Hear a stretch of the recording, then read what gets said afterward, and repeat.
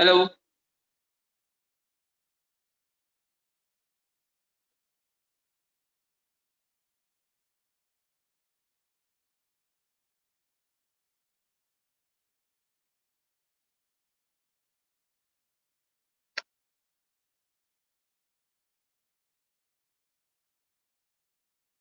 Cable recording started.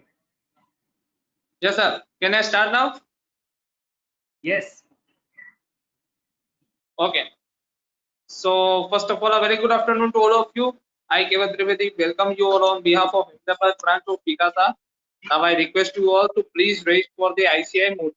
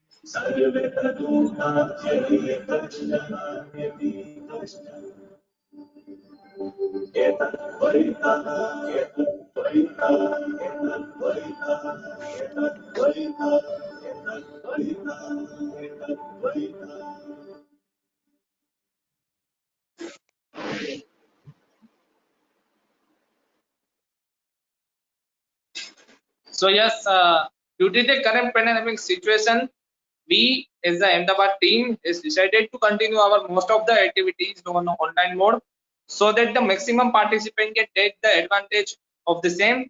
Now, without taking much time, I may request our team member Rahul Nuwar to introduce our today's faculty. Thank you, Keval. Good afternoon to all CA aspirants present in the webinar. I heartily welcome you all to a productive, well-planned webinar, highly relevant in current time. As we all know, offices have began with their routines from the month of June. So does the work it comes in the month of June, that is income tax. That means it is the time we refresh our knowledge of income tax along with applicable amendments. As we know, new forms have been introduced to the income tax. It becomes necessary for us to know each one of them and their purpose and applicability. In this session, we will have a productive knowledge sharing discussion with our faculty, C. Harit Dhariwal sir, on new income tax forms, relevant budget amendments, Atmanirbhar Bharat Package 1, ADJJA, amendments in 26 AS, and many more things related to the income tax. So, introducing to our faculty, C. Harit Dhariwal sir has an experience of more than 12 years in the field of audit, taxation, treasury and risk management, company law advisory, and project financing. He was earlier associated with Vedanta Group as assistant management of treasury at Mumbai. He has managed Indian and overseas handling of investment portfolio of worth more than 7.5 billion US dollars. Involved in project for raising investment management of bonds and American depository. He is presently partner at Ashok Dhariwal and Company, chartered accountant based in Ahmedabad. He holds degree with rank holding position in Ahmedabad with ICI and has been MCOM and has certified course of ICI in IFRS. He is elected member of Ahmedabad branch for 2016 to 2019 and 2019 to 22. He is currently the vice chairman of Ahmedabad branch for the term of 2020 and 21. He is a regular speaker at various forums which includes some of the Institute of ICI, and is a renowned speaker for his great knowledge in income tax. So now I would like to hand over the webinar to Harit Dhariwal sir and start our knowledge enhancement. Thank you, sir. Thank you, Rahul and Keval. So at the onset, all the Vikasa team members who are online, all the young CA aspirants, young CA finalists, students, and a few members are also there. Wishing you all, first of all, a very good evening, and thank you for joining today for the webinar. And at the onset, let me first thank the chairman of our branch, CA Faiz Shah, and the team Vikasa headed by C. Anjali Choksi for giving me this opportunity of sharing my views on the most relevant topic, that is currently the ITRs. And I also plan to cover the Atmanirbhar package along with the ordinance and all the things which are interlinked to the changes in the ITR. So let me just share the screen.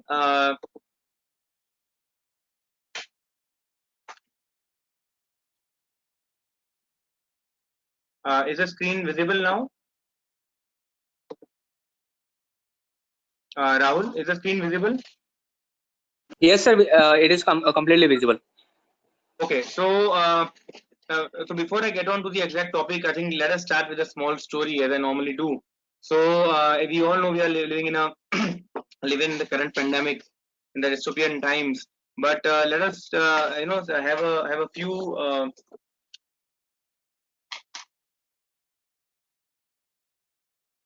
Hello. Hello. Yes, Is it yes, sir. audible? Yes, sir. Completely audible. Okay. So let me start with a short story now. So and it's always linked with the ITR. So there was a salt merchant. There was a salt seller who basically had a horse, and he used to load the sack of salt on the horse, and he used to go to the town to sell the salt. So what happened normally when he went with the horse to sell the salt? Normally there was a river in the town, so he had to cross the stream and go. So what used to happen whenever he used to cross the river? One day, accidentally, the horse fell into the river. When horse fell, the sack of salt also fell along with it, and hence most of the salt got dissolved. So the poor merchant, he again took the sack of the salt and he put the salt back on the horse. And the horse, on his way to the town, found that the weight of the sack is reduced a lot. उसने देखा कि salt का weight बहुत कम हो गया है. Hence he decided to play the same trick again. So next day, when the merchant again loaded the sack of salt on the top of the horse again started. Whenever he reached near the river, he used to accidentally fall again, and this happened for 2 or 3 days. He used to think that मेरा burden कम हो गया है. So in that sense, he was very happy, and he used to say that I'm playing a nice trick with him. So one day the master finally realized, वो merchant को finally लगा कि यार ये तो जानकर से कर रहा है, purposefully कर रहा है. So he decided to teach him a lesson. तो उसने क्या किया? He changed the sack of salt. उसमें उसने cotton डाल दिया. So he put cotton instead of salt. So he put the same sack of salt on the top of the horse, and the horse and the merchant were again walking towards the town. And again there was a river. When they were crossing the river, purposefully the horse again slipped into the river. And at that time, obviously, as you all know, the cotton soaked all the water and the cotton became heavy. तो cotton heavy हो गया. Heavy होने के बाद जब वापस horse के ऊपर रखा, then horse felt the pressure. It was he had more weight to carry on, so he had to suffer. And he also learned a lesson that day, that we should not find ways to avoid work and to do our duty honestly. So this is a small story which I share with my kid, and which we all have heard before. But there are 3 major points that we have to take from this story. First and foremost is normally we also avoid a lot of compliances. We find easy solutions in our workplace. As an articles or even as young CAs, we always do that. So we should never do that. Second, we always escape from the work.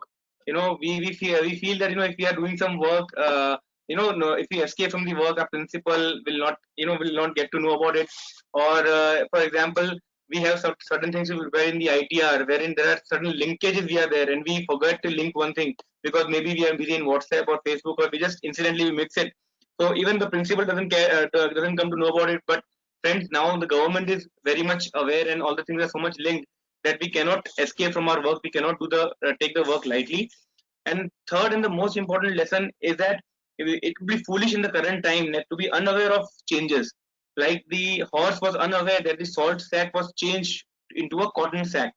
Similarly, as an article assistant, as a professional, if you are unaware of the changes, unaware of the changes in the Finance Act 19, unaware of the changes of the new ITR forms, and is interplay with the Finance Act and what have happened through in the last 2 months, then I think it will be our fault, because in that sense we have to be very much alert and agile in our own duty. So with this, I could link the story to what I want to cover today. So as you know, COVID-19, we all are now living in a life post lockdown. We all have resumed our offices. So most of them were earlier working from home, but now I think most of us are now physically back to our offices with all the precautions.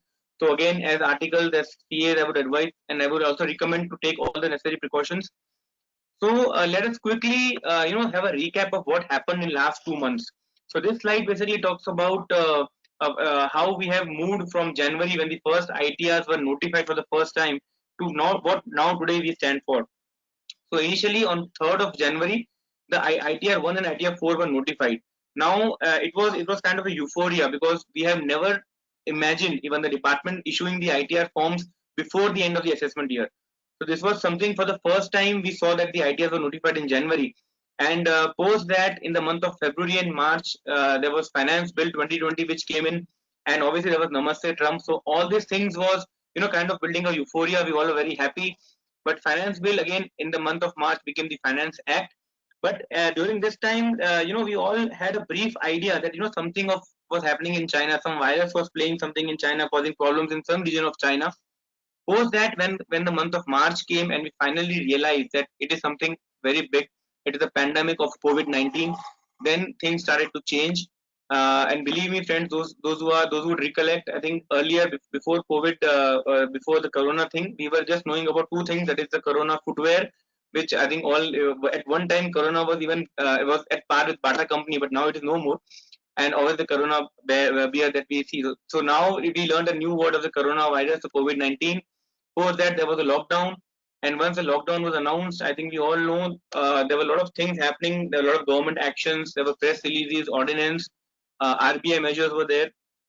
So a lot of things were happening when we were, though we were at home, things were happening, and all these things have had an impact on the new ITR forms. After that, there was a new normal now. As we all know, we have resumed our offices. So this is the new normal. I think this was a very image that was floating in the WhatsApp, that after new normal we all will be Gajni, because it will take time for us to adjust to what we used to do earlier. So now, since we have started to adjust, it's time now to get back to routine, back to become Atmanirbhar and package. And because a lot of deadlines and due dates are now lined up. Even yesterday there was a GST council meeting where they have extended the due dates, extended the penalties for a certain class of SSCs. But for other classes, for example, TDS is there, other compliances are as such they are there in the month of June. So we have to now get back to our own routine now. So with this, what I'm going to discuss today is first and foremost something on the taxation ordinance. I think I had already covered this, but I'll take you briefly on this ordinance. Then I'm going to cover something on the Atmanirbhar package, only on the direct tax impact, because that is relevant for the ITRs. And when you will resume offices, you will get to know more about it. And then something on mainly for the ITR forms for AY 2021, all the 7 ITRs have been notified. And along with it, the major direct tax amendments. So what I do is, I'll combine both the things, the ITR forms as well as the amendments. So in that way, it's kind of an interplay between both the things. And finally, if time permits, I will take the new circulars and notifications which are relevant to as an articles. For example, Form 26A, a new form has been issued, or Form 10DA for the 80 JJAA. So these are the new things that have happened this year. So which will be applicable for the assessment year 2021. So with this, I think let me first start with a few questions, which I think you should all start answering in your mind, because it's not an interactive session, it's more of one way today. But just a few questions that you can think of. One is, can joint owners of property and persons required to file ITRs under the 7th proviso of 139(1), can they file ITR 1? So that is the first question. Now, why this question is relevant? This question is relevant because ITR 1 was issued in the month of January, but then there was some changes in the ITR, so it is relevant to talk about this. Second is, can individual taxpayers such as salaried taxpayers claim 80EEB deduction? Now, We will discuss what this deduction is about and why it has been introduced in the ITR form, because it is a Finance Act 19 amendment. Post that, third thing, reduce rate of TDS. Now, as we all know, TDS rates have been reduced now from 14th of May till 31st of March. So the reduced rate is the rates that they are basically coming up. I think the most important point is that whether the reduced rates will be applicable from when there is no PAN, because the question comes in, if there is no PAN, what will be the rate of TDS? Will it be 20% or 15%? And can a non-resident professional claim benefit of ADA? Now, we all are studying section 44 AD, 44 ADA, but there are certain things that even as students we should be aware of. Can a non-resident professional claim ADA? Can a CA mention books of accounts not maintained while filing 44 ADA? So now in the 44 ADA, even a chartered accountant can maintain book, can go for that and not, can show profit of 50%. But in that case, can he mention that I have not maintained books of accounts? Again, that is a thought you have to think about that. And obviously, there was a new section 115 BAB that was introduced. So, can production of film or printing of books can be treated as manufacture? Again, it's a question that we'll discuss when 115 BAB is there. So, with this, I think another very important thing, you can see on the slide currently there's a point number 4 which says other exempt income, including exempt income of minor child. Now, this is forming part of ITR 6. Now, can you imagine ITR 6, which is for companies, having this kind of an exemption, including exempt income of minor child? So this was there till last year. For last 4 or 5 years, I've been deliberating this session, and every year this point was there in the ITRs. Luckily, this year they've realized and they have removed this now. So this is no longer a part of the ITRs. So starting first with the ordinance, I'll quickly cover in 5 minutes the important points of the ordinance. I think ordinance, we all know, is issued only when there are circumstances which exist which render it necessary for the president to take immediate action. And since COVID-19 pandemic was something which required immediate action, they came out with an ordinance which basically extended a lot of due dates. So this is the first thing. I think first and foremost, financial year 18-19, the billed return due date was earlier 31st of March, which was extended to 30th of June. Then there were a lot of deductions under 80C, 8280 GGC. For example, LIC, PPF, all these deductions have now been extended to 30th of June. So for this, separate column has been introduced in the ITR. So when we'll go with the ITR, there's a schedule DI. I will show you where this new column is introduced now. Third is regarding capital gain 54 GB. These dates have also been extended now till 30th of June. So this also I'll show you a separate column for it. Payment for TDS, advance tax, all these things for the month of March till May has been extended to 30th of June, March till June. So here we should be very careful that any interest on TDS for the month of March, which is supposed to be paid on 30th of April, the due date still remains 30th of April, and in case it is not paid till 30th of April, then in that case the interest at the rate of 9% would be levied even today. So interest is not waived. The only thing is that they have given relaxation in filing of returns. Vivad Se Vishwas scheme, not for the students basically, but yes, it's a new scheme which is basically to settle litigation and income tax. Earlier it was there till 31st of March, now till June, and they have recently extended till 31st of December. So apart from this, yes, a lot of dates have been extended for 15G, 61A, TDS returns. Everything is now extended till 30th of June. So we will not go in much detail with this. Even for example, there's a PM Care Fund. So a lot of our clients would be investing in PM Care Fund under section 80G. So we should be aware that 80G PM Care Fund 100% reduction is allowed. Even for CM, Chief Minister Care Fund, 100% reduction under 80G is allowed. The only difference between both of them is that under CSR, PM Care Fund qualifies, whereas CM Relief Fund does not qualify for CSR. That is the only difference that is there. Otherwise, both of them have 100% reduction under section 80G.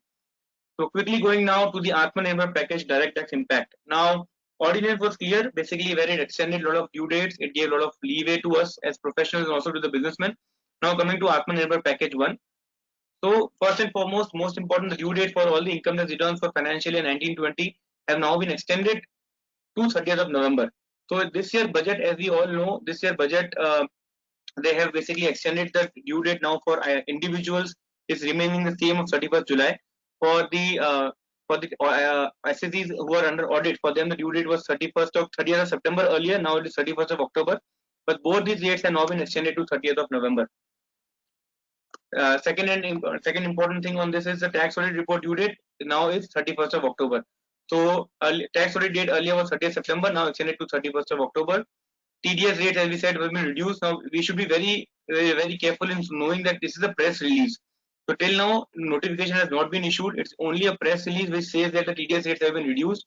We are still waiting for the notification, and it is for the payments other than salaries. And a very important point here is that in case you don't have a PAN, in that case you don't get the benefit of reduced rate of 25%. You have to pay 20% only, because that amount has been clarified in the press release that in case there is no PAN, then the higher rate of 20% without the reduction of 25% will be applicable.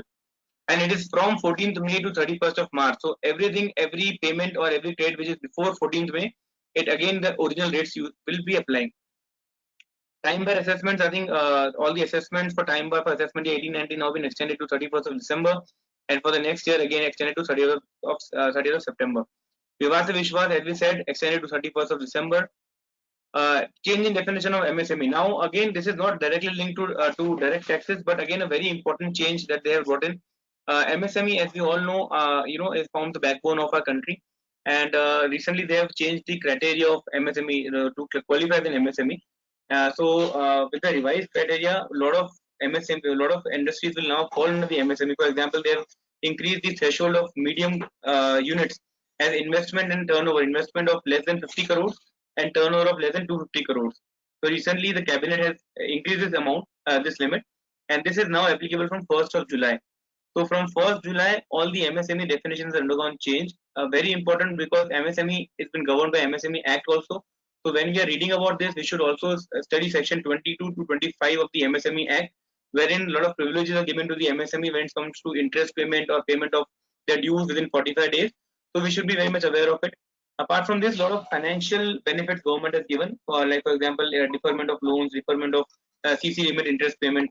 So all these things are very important as far as MSME is concerned. And obviously they have issued a lot of refunds now. So refunds up to 5 lakhs have been issued, as they claim that to 14 lakhs beneficiaries have been there. So this is forming part of the Atmanirbhar package 1. So in short, when we say that all the due dates have been extended, I think yes, we as professionals, as we have to be in our offices, and it is said as he says, the famous dialogue of the web series Sacred Games. He says that जब तक ये खेल खत्म नहीं होता अपन इधर है.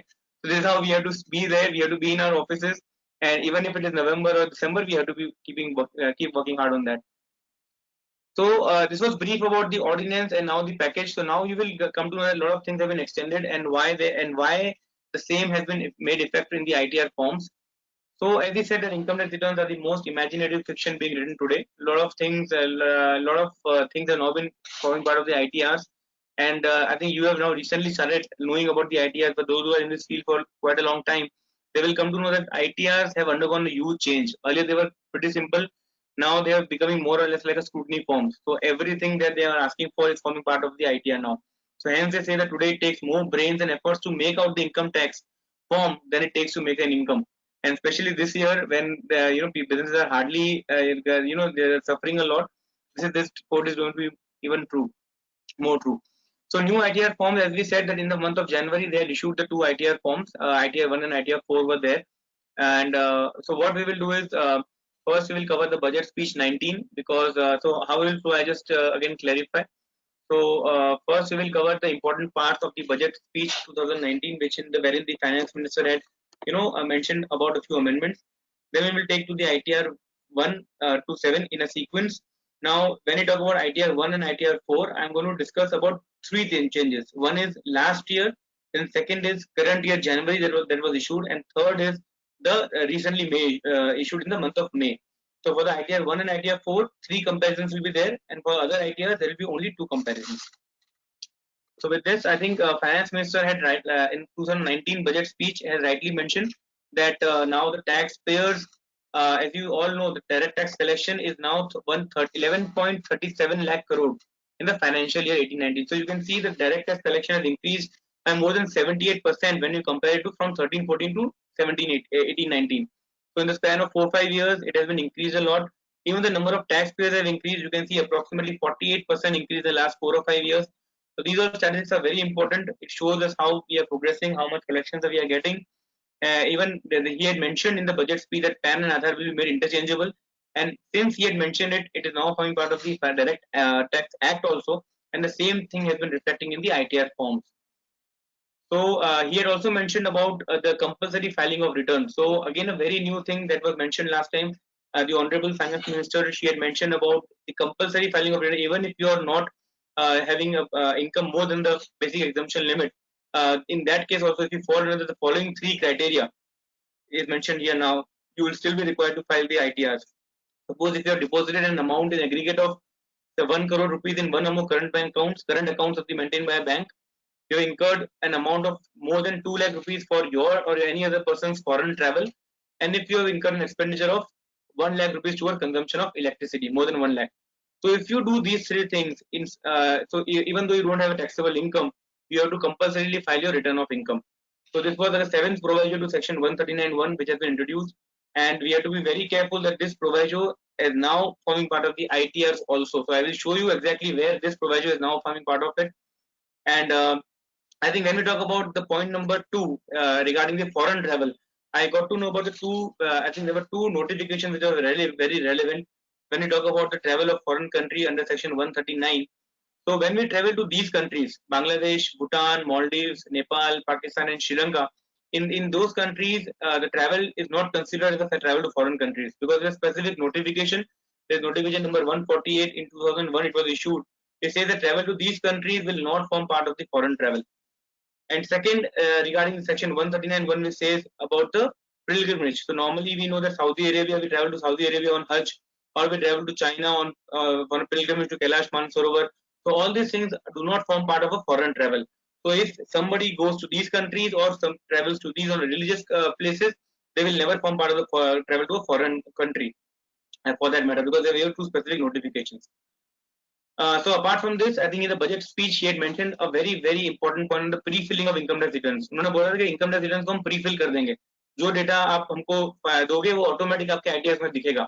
Again, a very welcome move, but I doubt whether this year it will be applicable because this year, as you all know, we are still starting to file our returns. So maybe by next year he will try to implement this. जहाँ पे capital gain, income from salary, TDS, everything will be available to you on the utility. आपको खाली वो check करके file ही करना है. So by next year, I think they'll come to it. Second, very important thing is the faceless e-assessment. I think we should all be aware that this is our new reality. I think आप लोगों को अभी पढ़ने में आ रहा होगा as students, but we as professionals are now already facing it. That now is the time wherein it will be faceless e-assessment. Everything will be online. So faceless assessment has already been implemented, and for assessment year 18-19 we have received notices and we are replying based on the faceless e-assessment. So now there will be no more physical interaction. It will be all be faceless e-assessment. Now coming to interchangeability, as I said again, they had made PAN and Aadhaar interchangeable. So I'll just quickly go skip it. Now a few major amendments, minor amendments before you go on to the ITR forms. So standard deduction was changed from 40,000 to 50,000. Very important that हमको salaried employees के लिए this is a compulsory deduction that they can claim. So we have to claim this standard deduction which is now 50,000. Second is on notional rent. I think earlier it was only one house, one property under the house property which was allowed to be as a self-occupied property. Now we have an option of claiming two as self-occupied house property. TDS on interest earned from banks was earlier 10,000. Now the limit is increased to 40,000. Now again a very important amendment in the capital gains under section 54. Earlier, if you want to claim a deduction under section 54, if I sell a residential house and I invest in another residential house, I was allowed only one residential house for investment. Now they have said that if you sell one residential house, you can invest in two residential houses, provided your capital gain is up to 2 crores. So this is a very welcome change because a lot of people have taken advantage of this section last year also. So when you will be filing your return this year, you cannot be adamant and say no, एक में करना चाहिए, दो में कैसे किया, because there is an amendment. But the threshold is there that you have to see that the capital gains up to only 2 crores is relevant for this. For 80 IBA is for affordable housing. For them, the limit has been now increased. They have project approved till 31st of March. So, आपको कोई client है जहाँ पे affordable housing है, in that case, you will see whether it is approved till 31st of March. Only then he will be able getting the benefits for this. And obviously, for the notional rent, I think there's a provision under section 23(5) which says that if I am a builder and if I have an unsold property, I'm keeping it very simple now. I'm not using any technical jargons. If I am a builder and I have any unsold inventory, and my project is completed and I receive the completion certificate, तो मुझे जिस साल में project complete होता है उस साल के एक साल तक मुझे उसको नोशनल रेंट डीम रेंटल नहीं दिखाना है. पर मेरा ऐसा कोई प्रोजेक्ट है तो मेरा खत्म हो चुका है और 2 साल तक यूनिट भी सेल नहीं करी है, तो after 1 year from the end of the financial year in which the completion certificate is received, उसके बाद मुझे उसका नोशनल रेंट मेरी बुक्स में दिखाना पड़ेगा बिल्डर को, when it who has a stock in trade. No, earlier the limit was 1 year from the end of the financial year तक वो इनकम नहीं दिखानी है. Now that 1 year is now been modified to 2 years. तो अभी amendment welcome amendment है कि 2 साल तक. तो फॉर एग्जांपल अगर बिल्डर का प्रोजेक्ट फरवरी 2020 में खत्म होता है तो मार्च 20 एंड देन मार्च 22 तक उसको डीम्ड रेंटल नहीं दिखाना है. But from April 22, if he has an unsold inventory, he has to show deemed rental income. Very welcome amendment. Now this is the screenshot of the IT website which is currently there. So we are now gradually processing to the ITR forms.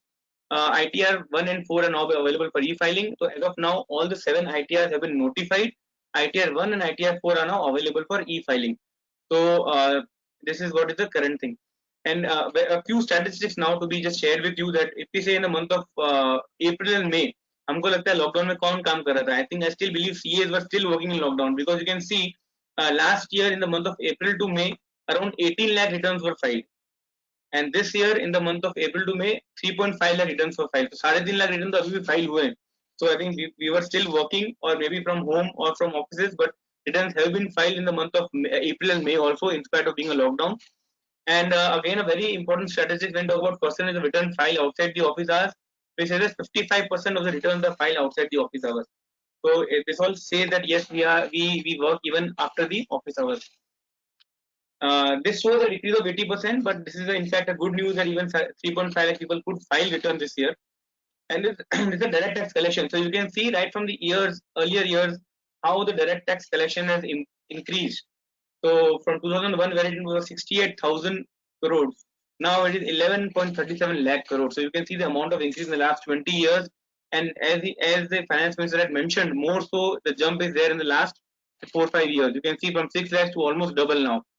So this is how the direct tax collection is increasing, and this is the percentage of collection from direct taxes to the total revenue. So again, a very important point to note that 55% of the total collection of the revenue is the direct tax collection. So this is again a very important statistics. Now coming to the ITR forms. So till now we have discussed our brief on the ordinance, then we have discussed the Atmanirbhar package, then we have discussed the major amendments of the Finance Act 19 which are not currently linked with the ITR but the other amendments, and now we are going straight away to the ITR forms. So this is the snapshot. So I think normally I'll share the presentation with all of you, but this shows that which ITR form is applicable to whom.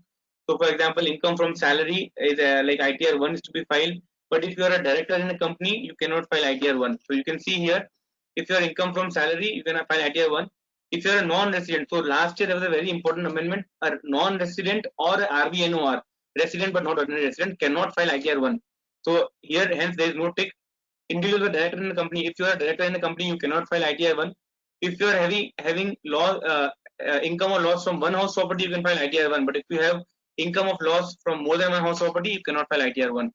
Even last time there was a change that taxpayer here has unlisted equity shares. So if you have any unlisted equity share in a private company, in that case you cannot file ITR 1, you have to file other ITRs. So this is how the entire checklist is there. I can share the presentation. You can go through it, which ITR is applicable to whom. So for companies it is ITR 6, for firms it is ITR 5, for AOP, BOI again ITR 5, and for trust again we know ITR 7. So this is the brief of which ITR is applicable to whom. Now coming to the ITR 1. So now what we will do is we will take each and every ITR, we will compare it with the last year's ITR and what are changes are there in the Finance Act. Accordingly, what changes are made in the ITR. So who can use ITR 1? Those who are having income from salary, so income from one house property, as I said, income from other sources except lottery or winning from horse races. Total income is less than 50 lakhs. So very important, if your total income is less than 50 lakhs, only then you can file ITR 1. Agriculture income less than 5,000 and no PGVP. For PGVP there's ITR 3, as you all know, there's no ITR 1, and no income from outside India.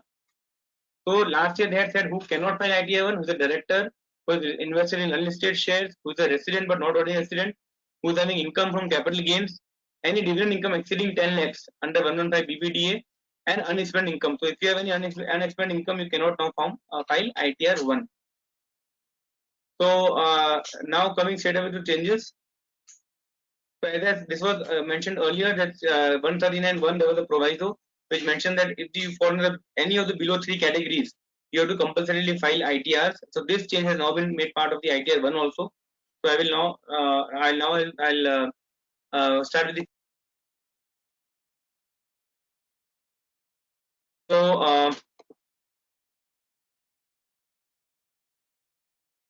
okay, coming to the old ITR. So this is the old ITR, ITR 1, which says that the ITR is not applicable for individuals who is either director in a company or is invested in unlisted shares. For them, the ITR 1 is not applicable. Now, as I said in ITR 1 and ITR 4, I'm going to compare three ITRs. ITR last year, ITR in the month of January, and ITR issued in the month of May. So in the month of January, they had come up with this. They had mentioned that especially for single ownership of house property, and they had mentioned brought forward losses under the HP and 7th proviso. See, so these are things are still there. But when you talk about single ownership, there was a lot of hue and cry that if you have a joint ownership of house property, in that case you were not supposed to file ITR 1. So after that, government came up with a clarification in the month of January itself that even though you have a joint ownership, you can still file ITR 1. But after this, the new ITR has gone back to what was there earlier, and they have said that even one house property, irrespective of single or joint, anyone can file ITR 1. Obviously, the director and unlisted share equity share holder investor cannot file ITR 1. So this is, they have gone back to the last year change. Now passport number, I think in the month of January, I'll show you they have earlier brought in the passport number requirement. This is the last year's ITR, wherein there are two things that I want to first point out: nature of employment. So earlier there was government, PSU, pensioners, and others. And second, there was no requirement for passport. So in the month of January, they came up with a passport number. They wanted everybody to give their passport numbers. Those are having passport numbers. But now again they have removed this requirement. No requirement to give a passport number now. But yes, they have expanded the nature of employment. This is the last time usme tha government, pensioners, others, and there were 4 categories. Now they have split the government into central and state government, PSUs, pensioners, others, and not applicable. So this is how they split the nature of employment.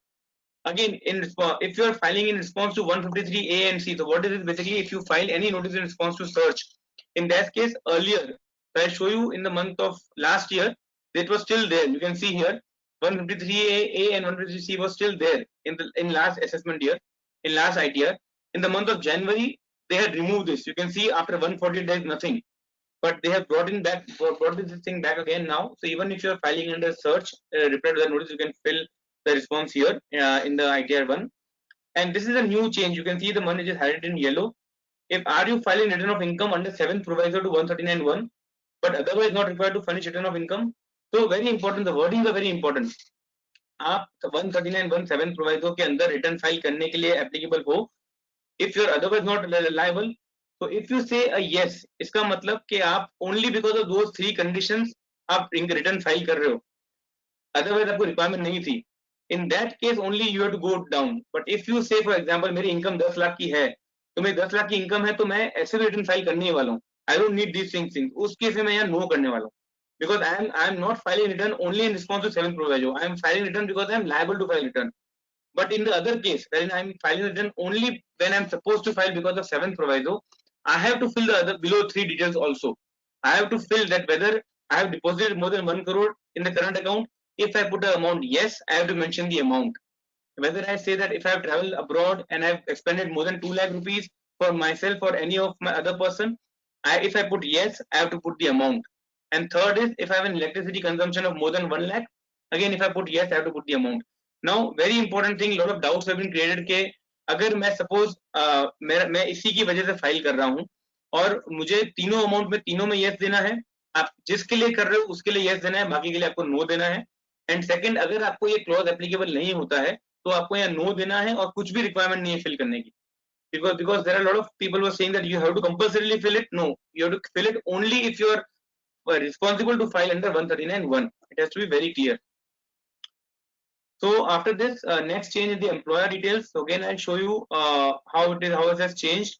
I share the PPT, I have all the explanations, but I'll quickly go through the employer details. Okay, before that, UDIN number. Now, for all the articles, you must be aware that UDIN is basically एक होता है कि CA का UDIN number, which we have in the union document. हमारा कोई certificate होता है, हमारा attestation function है, audit report है. We have to compulsory issue a UDIN number. Similarly, last year, income tax department also had to compulsory issue UDIN number. So most of you would not be aware, but CBDT had now made it mandatory for the authorities to quote UDIN number and all the correspondences issued by them. तो आपको कोई भी income tax का notice आएगा या आपको scrutiny का notice आएगा, उसमें आप चेक करना अलग से डिन नंबर होगा. Now that is a department DIN number, that is not our CA DIN number. तो हमको जो भी नोटिस आता है उसमें DIN number होता है. And now our new ITR forms have been modified to include that DIN number also. How we will see it now? So you can see if you have filed in response to 139, so you can say earlier it was and the date of such notice. तो हमको पहले डालना पड़ता था कि कौन से दिन में नोटिस आई है, वो नोटिस के डेट डालो. But now the change is you have to mention the UDIN number. You can see here and enter unique number oblique document identification number. So now they can link all the notices directly with a unique number.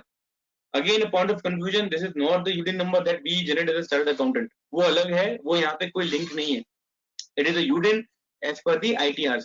I got one of the questions from students whether this UDIN number is the same as per what we do as a CA. The answer is no, as I said.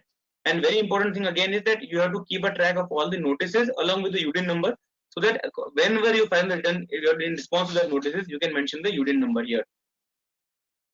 Now coming to another changes, as I said, in the month of January when they issued ITR 1, they asked for a lot of details of the employer. उन्होंने सब detail मांगा, employer name, nature, सब कुछ मांगा था. अभी उन्होंने वो सब निकाल दिया है, जैसे लास्ट ईयर था वैसे ही है. इन्होंने ग्रॉस सैलरी में कोई एम्प्लॉयर का जो बेसिक डिटेल है, पैन नंबर है, वही देना है, अदर डिटेल्स नहीं देना है. Second you see here they have mention last time tenant details. तो उन्होंने लास्ट टाइम मांगा अगर आपने कोई प्रॉपर्टी रेंट पे दी है तो टेनेंट का पैन, आधार सब कंपल्सरी जनवरी में उन्होंने कर दिया था. But luckily now they have removed that and there is no requirement to give PAN Aadhaar of the tenant. So these are deductions. Now even as CA students, when you see that a lot of deductions we can claim under section 80C, triple C, 80D, ये पूरी list है. ये list हम सबको पता है, but very important thing, we are not much aware of the two important sections that were introduced in the last Finance Act 2019. So there is section 80EE which says deduction in respect of interest on loan taken for house property, and 80EB which says about interest in purchase of electric vehicle. तो ये finance act 19 के दो बहुत अच्छे deductions हैं, तो which will quickly discuss now. तो 80EE क्या बोलता है? 80EE बोलता है कि अगर आपने कोई लोन लिया है कोई फाइनेंशियल इंस्टीट्यूशन से या बैंक से for the purpose of purchasing a residential house property, ठीक है, any loan taken for the purpose of residential house property, in that case you will be allowed a deduction of 1.5 lakhs of an interest which is over and above the interest we get under section 24. तो for example मैंने एक loan लिया और उसका interest 4 lakh रुपए आता है, तो अभी तक मैं क्या करता था कि इंटरेस्ट मुझे उसमें 1.5 लाख ही मिलता है सेक्शन 24 में, 2 लाख मिलता है. 2 lakhs I used to take in section 24, rest interest I am not eligible. So now there is another section 80EE which says that अगर आपका 2 लाख का लिमिट एग्जॉस्ट हुआ सेक्शन 24 में, then you can claim up to 1.5 lakhs additional deduction under section 80EE. Because lot of SSCs, lot of taxpayers have taken this benefit and last year बहुत सारे ने house property ये condition fulfil करके ली है.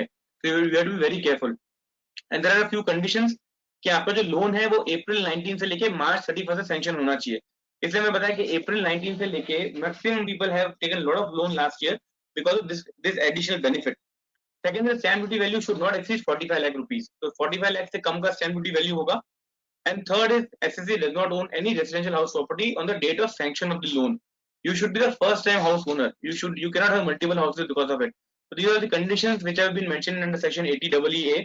अगर आप ये फुलफिल करते हो, again it's a very very good deduction. इसमें आपका हाउसिंग फाइनेंस कंपनी से अगर आपने for example India bulls housing से लिया तो वो भी एलिजिबल है, आपने कोई बैंक से लिया तो वो भी एलिजिबल है. तो 1.5 extra deduction under section 80EE. Similarly 80EB. So both these deductions are only for individuals. We have to be very careful. Only individuals, HUF और किसी के नाम पे नहीं आता है. Electric vehicle, as we know now, the government is also promoting a lot of renewable sources now. So electric vehicle is one of them. तो हमको ऐसा है कि इलेक्ट्रिक व्हीकल के लिए अगर आपने कोई परचेज के लिए लोन लिया है from any financial institution including banks, in that case you get extra deduction of 1.5 lakh rupees as an interest on 80EB.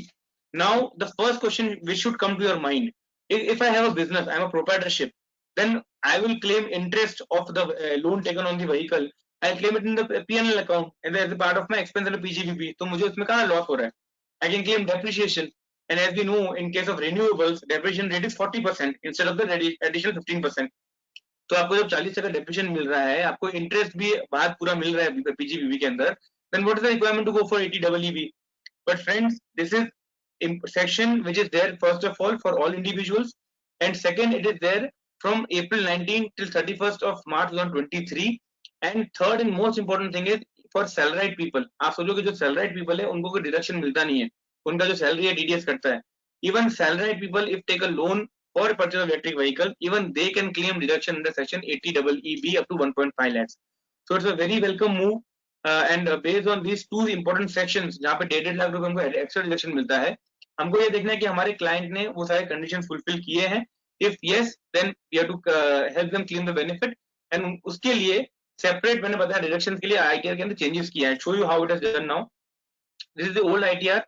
जो ओल्ड आईटीआर में डिडक्शन से you can see 80C, 80D, 80G, there were only few of them.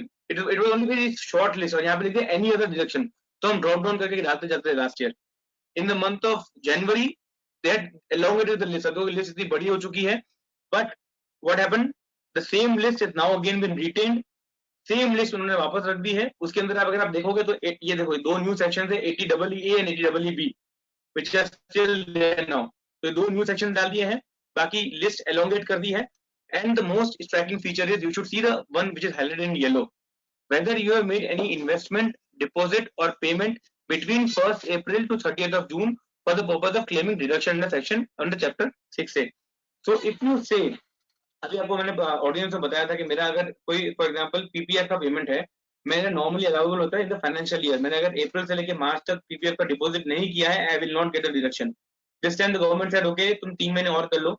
तो 30 जून तक अगर मैंने PPF जमा करवाया है, in that case I can get a deduction in the financial year 1920. So but for that two things are very important. हमको ये जो टेबल फिल करनी है, ये टेबल हमको फिल करनी है only for financial year 1920. आपने पीपीएफ अगर 1920 में जमा कराया है तो यहाँ मिलेगा, जमा नहीं कराया है तो ये टेबल के अंदर नहीं आएगा. उस केस में what you have to do is you have to fill a schedule DI. So you can see if yes, then if you have deposited in the last 3 months, you have to fill a schedule DI. Now what is schedule DI? Schedule DI basically है कि आपका इस तरह का schedule DI है. तो schedule DI क्या बोलता है कि उसके 3 पार्ट है. You can see first is the column of this sections, second is the eligible under in the financial year 1920 जो हम वो टेबल में डालेंगे, जो डिडक्शन टेबल में, एंड थर्ड इज द जो 3 महीने में आपने इन्वेस्टमेंट किया वो हम डालेंगे. ठीक है. तो अब now the important point is कि हमने जो 3 महीने के अंदर डाला है उसको हम यहाँ कैसे दिखाएंगे. तो हम सबसे पहले we will fill up this table. ये हम फाइनेंशियल 1920 का डालेंगे. और फॉर एग्जांपल मेरा कोई पीपीएफ अमाउंट है जो मैंने जमा नहीं करवाया है और मैंने इन 3 महीने में किया है, तो directly mention in column number 3. तो मैं कॉलम नंबर 3 में डायरेक्टली उसको मेंशन करूंगा, and based on that I will get a deduction of the entire 1.5 lakhs. तो मैं बोलता हूँ कि सपोज मेरा पीपीएफ में पहले 45,000 किया, अब मैंने बैलेंस 1,05,000 किया. So here 45,000 will come in, here 1,05,000 will come in, and hence total deduction will get a 1,50,000 rupees. So schedule DI is a new schedule that we have to compulsorily fill in. As I said, it is bifurcated into 3 parts. Part A talks about schedule 6A जो हमने देखा, part B talks about 10AA and part C talks about capital gain. तो क्योंकि ITR 1 के अंदर capital gain नहीं है, मैं आपको दूसरा एक दिखाता हूँ. ये बाकी ITR का है जहाँ पे आप देखोगे part A is for chapter 6A, part B is for 10AA and part C is for capital gains. So all these things are there in the new DI form now, so which will be applicable now. Now coming to multiple bank accounts, I think those who are doing articles would be knowing that option. अभी तक हम क्या करते थे, bank account validate करते थे. कोई भी रिफंड आता है तो मुझे जो अकाउंट वैलिडेटेड है वहाँ अकाउंट में मुझे रिफंड में पैसा आता था. Now they are given an option of choosing multiple accounts. For example, मेरा IDBI भी है, IOB भी है और SBI भी है. मेरा खाली एक ही अकाउंट प्री वैलिडेट हो रहा है, बाकी दो में कोई भी कारण से प्री वैलिडेट नहीं हो पा रहा है. तो I had a problem last year. Now I can choose all the 3 banks. कि जो बैंक प्री वैलिडेट होगा वहां पे आप मुझे पैसा दे दो, मुझे कोई प्रॉब्लम नहीं है. So now I can show you a table. This was last year's table wherein there was information of bank account for refund. Now what they have done is, now they have mentioned you can see in the point yellow, in case of refund, multiple accounts are selected for refund, then refund will be credited to the one of the account decided by CPC after processing the return. तो मैं multiple account डालूंगा, मेरे 3 bank में से किसी में भी refund दे दो, सीपीसी देखेगा कि 3 में से एक ही वैलिडेट किया हुआ है तो वो उसमें रिफंड दे देगा. Very welcome step, and I think we should all be very careful in filling this details now. तो कमिंग टू ITR 2, जो चेंजेस हम ऑलरेडी डिस्कस कर चुके हैं, I will just show you and I will skip it that. So this is again as for the 7 provided to 139(1), ये हम कर चुके हैं, सेम चीज है. Now there was a schedule. अगर मैं कोई कंपनी में डायरेक्टर हूं या मेरे पास अनलिस्टेड कंपनी के शेयर्स है तो मुझे लास्ट ईयर एक शेड्यूल देना पड़ता था. वो शेड्यूल में मैं क्या देता था कि name of the company, PAN, whether shares are listed और नॉट एंड दिन नंबर। मतलब मैं अगर कहीं पे डायरेक्टर हूँ या शेयर्स है तो मैं कौन सी कंपनी में डायरेक्टर हूँ, वो कंपनी का पैन नंबर क्या है, वो कंपनी के शेयर लिस्टेड है कि नहीं है, और मेरा खुद का दिन नंबर। तो now they added one more thing, they have added that now you have to mention the type of the company, कि मैं जो कंपनी में डायरेक्टर हूँ प्राइवेट लिमिटेड है, सेक्शन 8 है, वो लिमिटेड कंपनी है, लिस्टेड कंपनी है। I don't know why they introduce, but yes they introduce another tab, तो ये हमको फिल करना पड़ेगा इस बार। Nature of employment as discuss वो चेंज हो चुका है, उसमें कुछ नया नहीं है। Now as I said option two for PAN and Aadhaar, तो हमने देखा कि पैन एंड आधार का ऑप्शन इंटरचेंजेबिलिटी उन्होंने कर दिया है। तो you can see that it is now forming part of the ITR. I show you directly. तो ये सारे केसेस ऐसे I could combine all the ITR के ये सारे केसेस में जहां भी पैन की रिक्वायरमेंट थी, वी कैन नाउ मेंशन आधार। तो फॉर एग्जांपल डेटर्स, अगर मेरा डेटर 1 लाख से ऊपर है तो I have to compulsory give a PAN number, but now they have given an option कि आप उसकी जगह आधार नंबर दे सकते हो। Even for example tenant of house property, को ओनर्स और केएमपी, मुझे सब जगह जहां पैन देना पड़ता था, in that case I can now give Aadhaar instead of the PAN number. Even the person whose income is clubbed, now for example your children income, your spouse income, if it is clubbed, if you don't have the PAN number, you can mention the Aadhaar number. Again a very welcome change. So this is the old idea when it used to mention the PAN of the co-owners, PAN of the tenant, and now the new idea wherein they have showed PAN oblique Aadhaar number. So you have an option of now even showing the Aadhaar number instead of the PAN number. Now coming to a separate thing, is a small change. Now, as you all know, section 112A, briefly I will say that now any long-term capital gain from sale of equity shares, if exceeds 1 lakh rupees, it is taxable at the rate of 10%. This was the amendment which was brought in Finance Act 2019. अभी capital long term capital gain जो पहले exam था वो भी taxable हो गया है, 1 लाख से ऊपर होता है तो 10% टैक्स है। उसके लिए लास्ट ईयर क्या हुआ था, last year ITR forms were notified in the PDF and there was a utility. तो यूटिलिटी PDF के अंदर उन्होंने कुछ नहीं लिखा था, यूटिलिटी के अंदर उन्होंने एक टेबल दे दी थी। They have given entire table wherein we have to mention script wise detail कि मैंने सपोज अदानी सेल किया है, रिलायंस सेल किया है, जो भी सेल किया है लॉन्ग टर्म कैपिटल गेन में, एक एक का मुझे स्क्रिप्ट वाइज डिटेल देना है कि मैंने कब परचेस किया, मुझे ग्रांडफादरिंग प्रोविजन अप्लाई होते हैं नहीं होते हैं, what is the cost of acquisition, what is the FMG, what is full value of consideration, and finally what is the capital gain. तो earlier I used to require to give full script wise details, but then they came up with a clarification last year कि यार आप मत दो, आप total दोगे तो भी चलेगा। तो last year what we did is majority cases we give a total amount कि total long term capital gain इतना आता है, कॉस्ट ऑफ एक्विजिशन इतना, टोटल FMG इतना करके हमने हमारी वर्किंग शीट बनाई थी और टोटल अमाउंट खाली अपलोड किया था। But this year even in the ITR forms they have come up with a new table. I show the new table, this is a new table जो last year ITR form में नहीं थी, direct utility में थी, अभी इन्होंने ITR form में भी लेके आ गए हैं। And now this table has to be compulsorily filled, जो यूटिलिटी आएगी उसमें भी होने वाला है, जहां पे आपको स्क्रिप्ट वाइज ISIN कोड एक स्क्रिप्ट का देना है, और पूरा जो हम कैलकुलेशन करते हैं LTCG का कि what is the consideration value, what is the cost of acquisition, if there is a grandfathering before 1 February 2018, तो वो सब हमको कंडीशन फुलफिल करके ये पूरी टेबल हमको बनानी है। तो we have also sent this to our clients, you should all send this to our clients because a lot of working and a lot of data capturing will be need to be done, because now this will be compulsory to be filled in schedule 112. And similarly for non-residents, section 115AD1 1B3 which says that even for non-residents similar schedule has to be prepared. तो ये भी compulsory schedule आपको बनाना पड़ेगा under the capital gain. Now a small under section 57, तो 57 section is, as you all know, section 57 talks about income from other source के अंदर जो reduction है उसकी बात करता है। तो न्यू ITR में क्या चेंज किया है, that earlier expenses reductions were there, now then done expenses reduction in case of other than family pension and family pension को अलग कर दिया है, तो bifurcation कर दिया है। And second for depreciation, as we say that earlier it was depreciation was there, but now they have clarified depreciation will be available only if income is offered under 1C of scheduled OS. तो 1C of scheduled OS ये रहा जो नीचे आपको दिख रहा है, the rental income from machinery. So for example, I have a salaried person, I have a machinery, I'm not using it for my business, but I'm giving it on rent. तो मेरा रेंटल इनकम जो आ रहा है उसके सामने मैं depreciation लूंगा तो मुझे अलाउेबल है, बट अगर मैं वो रेंटल इनकम नहीं दिखाता हूं, in that case I can not claim depreciation on that.